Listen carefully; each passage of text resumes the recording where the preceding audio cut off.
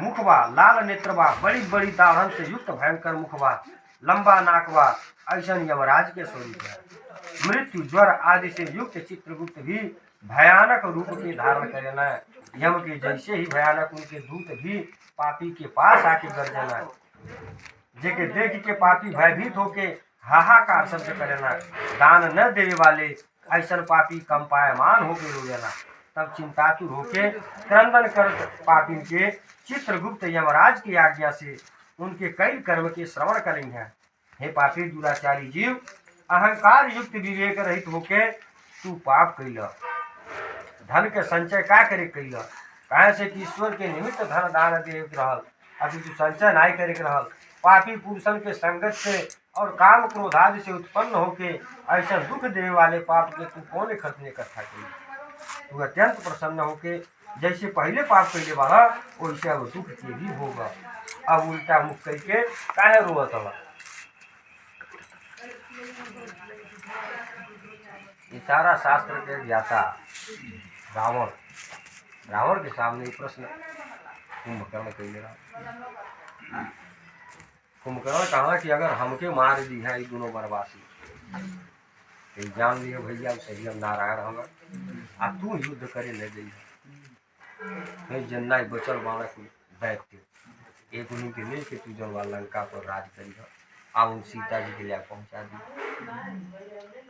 रावण ने क्या कहा? रावण ने कहा मैं जानता हूं अगर तुमको मार देंगे तो वो नारायण है, लेकिन जहां तुम्हारे जैसा भाई न हो, जितने हमारे पुत्र थे सब पुत्र मारे गए, जहां हमारे पुत्र न हो, जहां हमारे सगे संबंधी न रहे, वो राज्य ही लेकर के मैं क्या करूंगा। अगर तुमको मार देंगे तो ये रावण भी मरेगा। हमने तो अपराध किया ही है, अगर हमने अपराध किया है तो ये रावण विमुख नहीं होगा, उसका दंड भी भोगेगा, उसकी चिंता नहीं है। ये हर जीव को सोचना चाहिए। आत्मा तो भाई अजर अमर है। ऐसा इस संसार में कोई आपने गुरु पुराण सुन करके तनिक भी विचलित मत होइएगा, तनिक भी विचलित होने की आवश्यकता नहीं है। हमने तो ऐसा कर दिया क्योंकि इसमें सारे कर्मों का उल्लेख मिलेगा। आपने क्या अच्छा किया क्या बुरा किया हम नहीं कुछ जानते हैं। आप अपने स्वतः में तोलेंगे तो थोड़ा विचलित हो जाना, लेकिन विचलित मत होइएगा, क्योंकि आत्मा अजर अमर है। इस बात को दिमाग में नोट कर लीजिए। आत्मा न जरता है न मरता है, न उसे कोई काट पाएगा न कोई बांध पाएगा। हाँ, इतना कर्म जरूर करिएगा। इतना सुनने के बाद जो भी बुराइयां होगी, गुरु पुराण सुनने का मतलब यही है कि जो आपके भीतर बुराइयां हैं उन बुराइयों का त्याग कर दीजिए। तो गुरु पुराण का सुनना सार्थक है, ये आपको मोक्ष प्रदान कराने वाला हो जाएगा। अन्यथा सुनने के बाद भी बुराइयों में लिप्त है तो यही गुरु पुराण आपको नर्क में ढकेलने का काम करेगा। गुरु पुराण का ये दो काम, इसी से यमराज भी आएंगे और इसी से धर्मराज भी आएंगे, है? तो ये ध्यान दीजिए। इसमें देखिए 6 अध्याय तक हम आपको ये बताएंगे, हम नहीं बताएंगे, पुराण बताएगा कि मनुष्य को क्या करना चाहिए क्या नहीं करना चाहिए। और 7वें अध्याय के एक एक लाइन में आपको मिल रहा है। ये अलग से हम नहीं बता पाएंगे, अलग से बताएंगे तो हमको लग रहा है कि 10 दिन में हम नहीं पूरा कर पाएंगे, क्योंकि हमको अपना काम भी पूरा करना है। और थोड़ा सा देखिए, आप पर तो साधु मन्य प्रयोग विज्ञानम, ये विद्वानों की सभा लगी है, मूर्खों की सभा नहीं है। तो कुछ तो हम संतुष्टि दिलाते जाएं। जब तो हम आपको संतुष्टि नहीं दिला पाएंगे तो मैं अपने अभिनय कला को उसको कुशल नहीं मानता हूँ। ये हमारा पांडित्य कर्म है, इसे मैं सफल नहीं मानूंगा जब तक बाबू साहब थोड़ा संतुष्ट न हो जाए हमारी बातों से कि गुरु जी कुछ बोले हैं। संतुष्ट न हो, पूरा संतुष्टि तो नहीं दिया पाए, काहे कि समय नहीं हुआ, लेकिन कुछ तो संतुष्टि होता रहे कि हाँ बाबा कुछ कहता है। नहीं तो बाबा अल बौके लेखा के बड़बड़ा के समझ के गई जजमान को कुछ समझ नहीं आवे, तो बाबा कहला का सुनला का बाबा जाने है ई न रहे।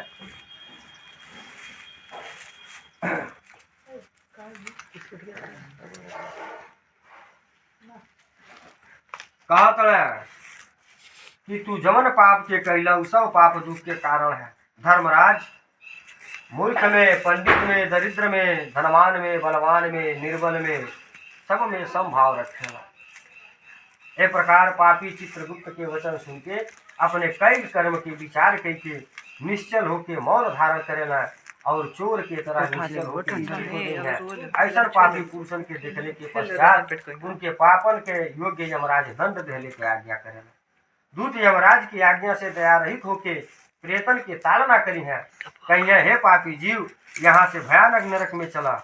यम आज्ञाकारी प्रचंड चंडकादि दूत एक पास से वो सब प्रेतन के बांध के नरक में ले जाना। यमराज के दूत जो वहां जाइए प्रचंड चंड दूत है, उन सब बांध के ले जाइए। और नरकन के समीप एक बड़ा सालमली वृक्ष बा जो अग्नि के समान तपत रहा, जोने के 20 कोस का विस्तार बा और 1 योजन ऊंचाई बा। यमदूत वही वृक्ष में प्रेत के नीचे मुख कह के ऊपर की ओर पैर कह के जंजीर आदि से बांध के मरी है। तब प्रेत अग्नि से जलत हुए रोई है, कहा से कि वह स्थान में उनका रक्षा करे वाला केहू रही न। वो सालमलिक वृक्ष में बांधल क्षुधा तृषा से पीड़ित पापी लटकी हैं और यमदूत ऊपर से ताड़ना करी है। तब पापी जीव हाथ जोड़ के यमराज के दूतन से प्रार्थना करी है। कथा सुन रहे हैं आप लोग? कथा सुन रहे हैं, कुछ समझा यारो ध्यान रहे, नहीं तो हम अकेला सही पढ़ा तरी मंत्र लिखा नहीं तो पढ़ी नहीं आपको क्यों हो ना है कुछ करता हूँ, हम जाने की हो कहा जब कोई जवाब न देवे तो पढ़ले से फायदा कहाँ जवाब दिहल कहीं सब ना है। हमके रोकल जाए तो हम खा खाए।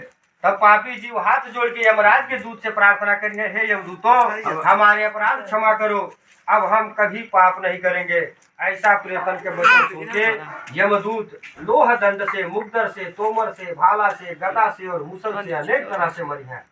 जौने के ताड़ना गए प्रेत मूर्छित होकर गिर गई हैं। तब चेष्टा रहित देख के यमदूत कहिए, हे दुराचारी प्रेत, ऐसा दुष्ट आचरण काहे कइले? काहे संसार में अन्न जल कौनहु भी पदार्थ सुलभ नहीं रहल, जौन से तू केहू के कौनहु समय में दान की सका। तू ग्रास मात्र अन्न दान नहीं कैल, तू बलि वैश्व देव आदि भी नहीं कैल। बलि वैश्व देव तो बलि वैश्व सुनिए आप लोगों के लिए है। ये 5 भौतिक बलि है, हर गृहिणी को करना चाहिए जो गृहस्थ आश्रम में निरत है। पंच भौतिक बलि क्या होता है? 5 तरह के अपराध प्रत्येक गृहस्थ से होता है, हमसे भी होता है।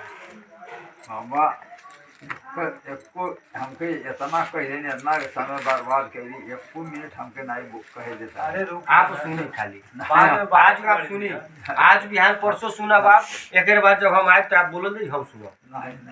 इन्हीं समय हम वक्ता है, आप श्रोता है। श्रोता के प्रमुख लक्षण है कि चुपचाप सब कुछ जान के भी अनभिज्ञ होकर सुने चाहे जब केहू वक्ता बोलता रहे। ये 5 भौतिक बलि जो है आप लोग सुनिए। भोजन बनाने से पूर्व जो भी भोजन बनाना है उसी अनाज में से 1 मुट्ठा चावल निकाल दीजिए, आपका भोजन नहीं घटेगा। आतिथ्य के लिए 150 ग्राम आटा जहाँ चींटियाँ लगती हो वहाँ छींट दीजिए, चींटियों का भोजन। छत पे चाहे कहीं चिड़ियों के लिए दाना थोड़ा डाल दीजिए। और पहली रोटी गाय को, अंतिम रोटी कुत्ते को। ये 5 भौतिक बलि है। ये 5 भौतिक बलि डेली होना चाहिए, प्रतिदिन होना चाहिए। यही बलि वैश्य जो नहीं करता है उनको यमराज के दूत मुग्दर से, तोमर से मारते। बहुत बड़ा इसके लिए नहीं साधना करना है, बहुत बड़ा तपस्या नहीं करना है। ये छोटा छोटा दान भी बहुत बड़ा कल्याण करता है। आप यज्ञ मत करिए। यज्ञ क्या होता है? यज्ञ का मतलब हुआ कि हाथी घोड़ा बाजा लेकर के घूमना टहलना नहीं। आपका यज्ञ आप कुछ न कर सके, थोड़ा सा खीर बना करके कहीं पेड़ के किनारे रख दीजिए, हजारों चींटियां भोजन कर लेंगे, यज्ञ हो जाएगा। ये सब बताने गोदान सब जो भाई आयल बा, गोदान 5 दान है। तो गो माने होता है क्या बाबा?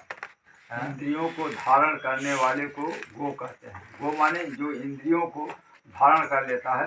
तो इंद्री को धारण सन्यासी वाला भाषा है गृहस्थन के बीच में नहीं नहीं, तो हम बता दें नहीं बताई इन्हीं टाइम कर जगह नहीं बात। इस समय गृहस्थ आश्रम चलता, वो सन्यास का है, सन्यास में चल जाएगी जो इंद्री के धारे। अच्छा ही बताइए गृहस्थ लोग अपने 5 रोटियां कहली है कि 5 जगह धनवा दिले को होकर अर्थ है। गो माने इंद्री को, जो हम इंद्री को धारण 10 इंद्रियां हैं, इंद्री को धारण करने वाले पहली रोटी गाय को, हाँ बुझे, दूसरे अंतिम रोटी कुत्ते को, और दाना चिड़िया को, हर जो इंद्रियों को धारण किया है ना जो रेशनली जो पशु में नहीं है मनुष्य में है उनको यह करना चाहिए जो हाँ। मनुष्य जोन में है। मनुष्य योनि में। हाँ गो माने और अगर गोस्वामी तुलसीदास शब्द वाक्य तुलसीदास पर करता है इंद्रियों को बस में करने में